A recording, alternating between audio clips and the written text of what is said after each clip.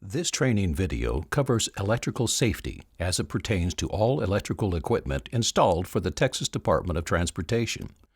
The safety of all TxDOT contractors and inspectors on the project job site is of supreme importance. Performing work in a safe manner is also important to the safety and protection of the public. At each electrical installation location, the public regularly comes into contact with components such as signal poles, luminaire poles, pedestrian push buttons, ground box lids, and traffic signal controller cabinets. The grounding and bonding of all metal components on an electrical system is essential to the protection of people as well as equipment.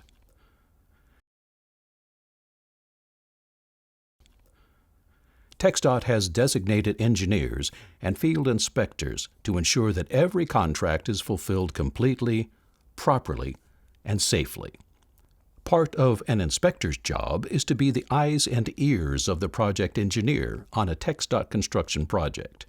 As per Item 5, control of the work from the latest edition of TxDOT's Standard Specifications for Construction and Maintenance of Highways, Streets, and Bridges, the inspector is an authorized representative of the engineer. If the construction installation does not conform to the specifications and plans, the inspector must report it.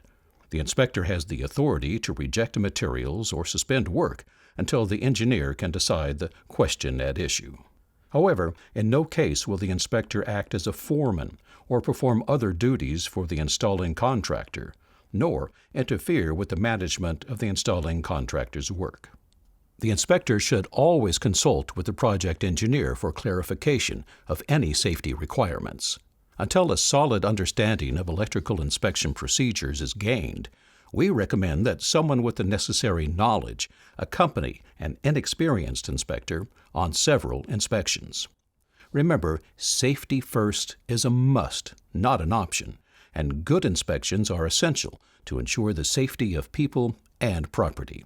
Electrical safety involves the use of proper equipment, training, and procedures.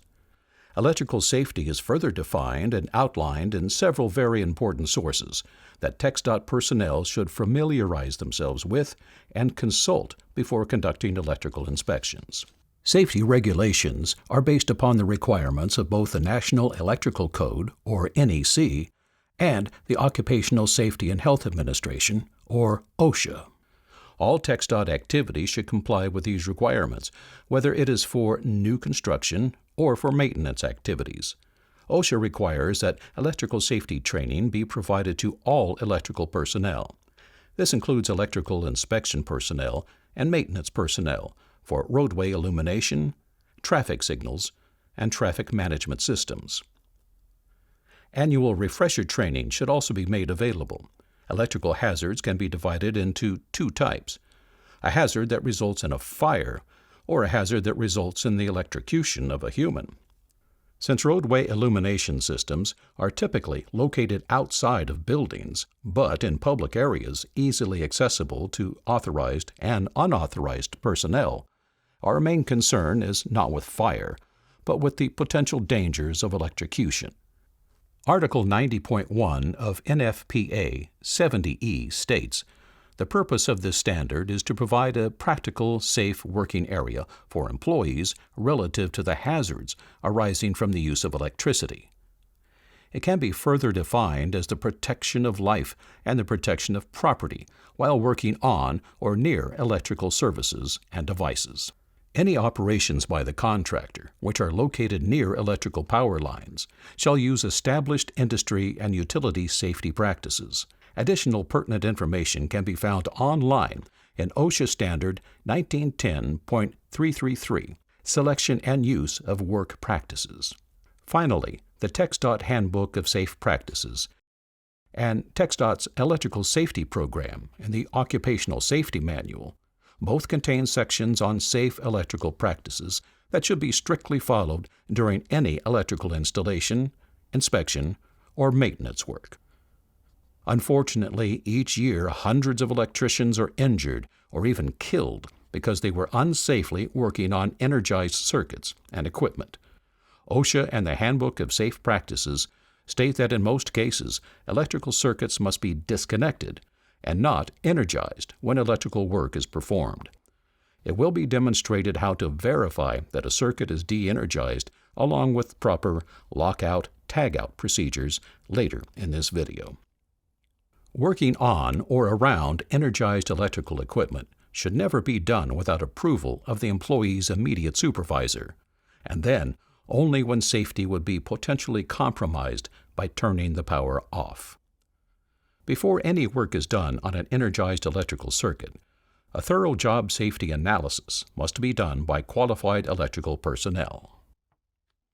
Proper personal protection equipment, PPE, and insulated tools, along with a thorough job safety analysis, is always necessary for any voltage above 50 volts. Your supervisor will be glad to review with you in detail TxDOT's electrically energized work procedures and electrical safety policy. Electrical conductors and other electrical equipment on a TxDOT project must be approved and listed on TxDOT's Material Producers List to ensure it meets all specifications. Because an electrical conductor can carry dangerous voltage, it is important to make sure that the conductor is in good condition and protected from potential damage and from improperly making contact with a person or ungrounded metal object. A safe practice is to assume that all conductors are energized. Loose conductors hanging from buildings, poles, or across roads should not be touched. Cords with defective or broken insulation must not be used. Since sometimes this is not easily apparent, insulation on conductors should not be trusted. Electrical outlets, switches, and junction boxes must be covered with appropriate faceplates or covers. Make sure switches and wiring are not located near flammable vapors unless they are enclosed in explosion-proof fittings. By far the most frequent exposure Texas Department of Transportation employees have to the hazards of electricity will be during routine maintenance. These tasks should begin with proper lockout-tagout procedures as stated in the latest edition of TxDOT's Occupational Safety Manual, Appendix C, Electrical Safety Program, and TxDOT's Handbook of Safe Practices. Lockout-tagout begins with disconnecting the electrical apparatus from its power source by turning off installed breakers or disconnect switches. The source should then be locked out to prevent inadvertent operation during maintenance, and then tagged out by the person locking the equipment. The tag should include the date and time the equipment is locked out, the name and phone number, if applicable, of the person performing the lockout, and the reason for the lockout. A lockout device must never be removed except by the person who originally installed it.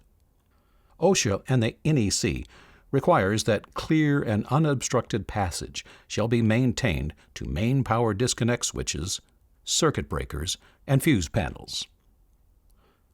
Tagout procedures shall be used when the breaker or disconnect switch is locked in the off position when maintenance and repairs are made.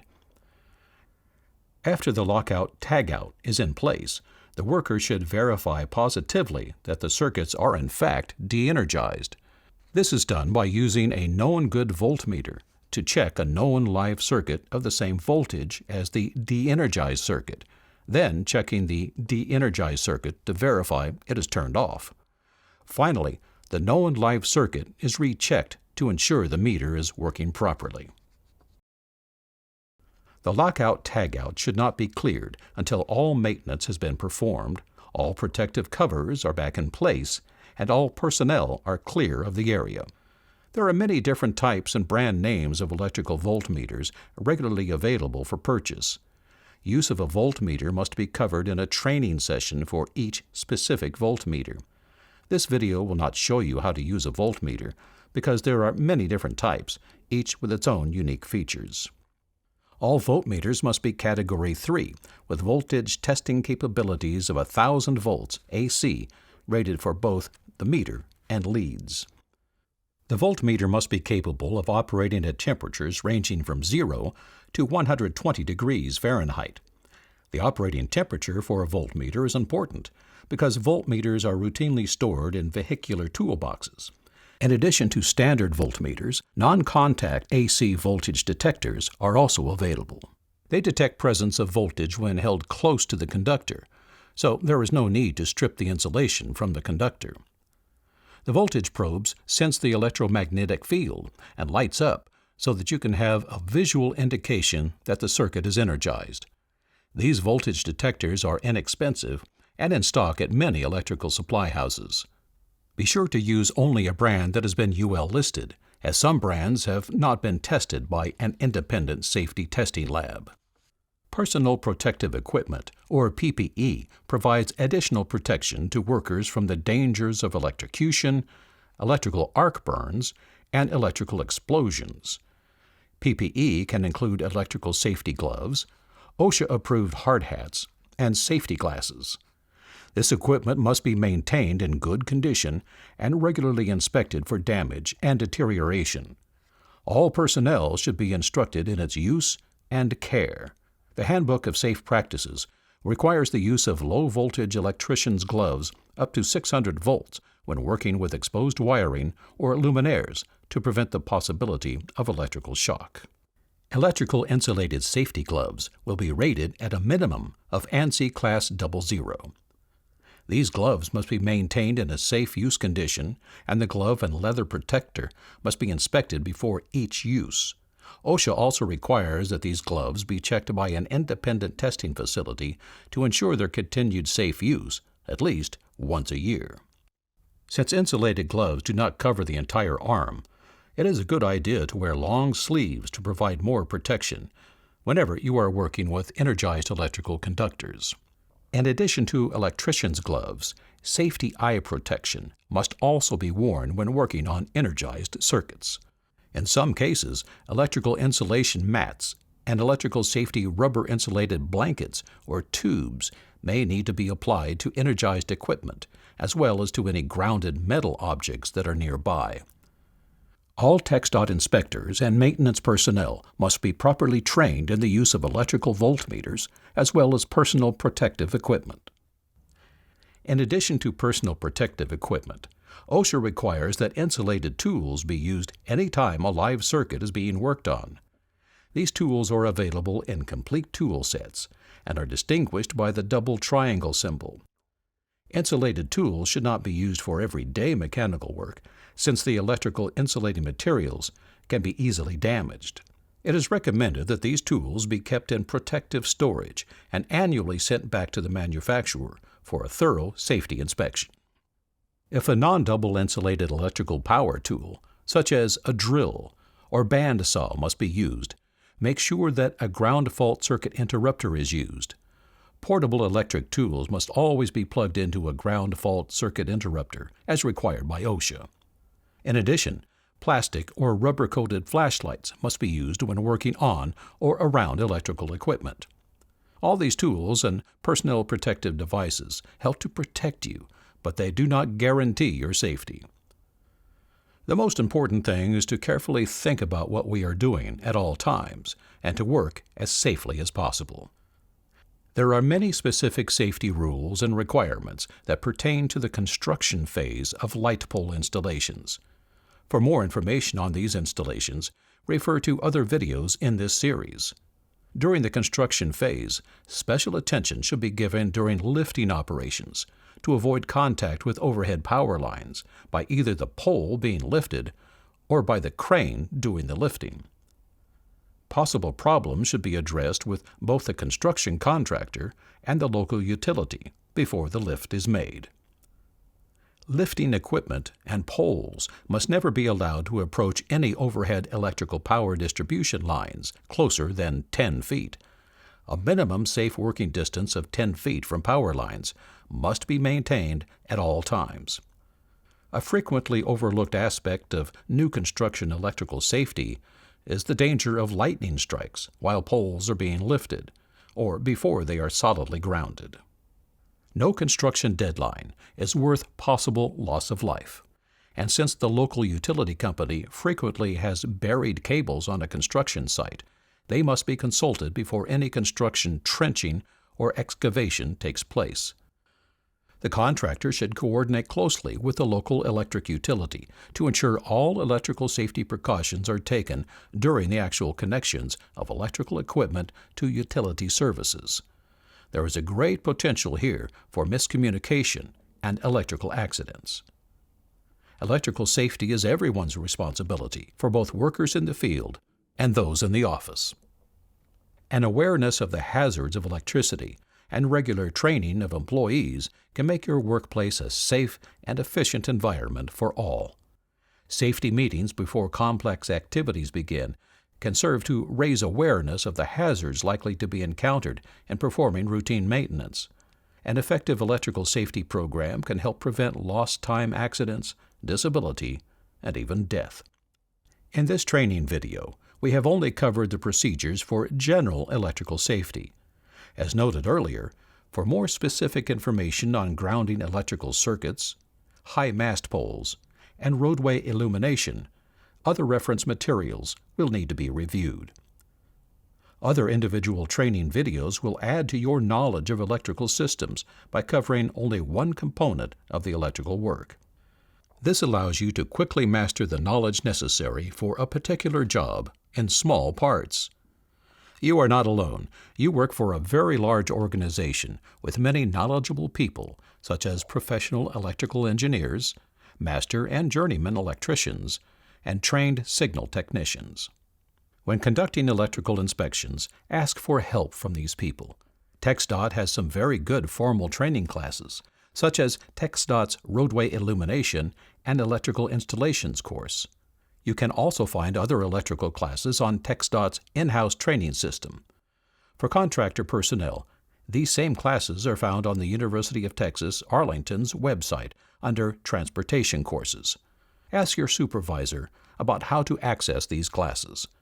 We recommend that you participate in these training programs. If you do not understand any portion of this video, contact your supervisor to receive answers to your questions. You should never be too comfortable or complacent with electricity. That's when it catches up to you. The inspector is often the last line of defense between improperly installed equipment and the general public. Remember, safety first is a must, not an option.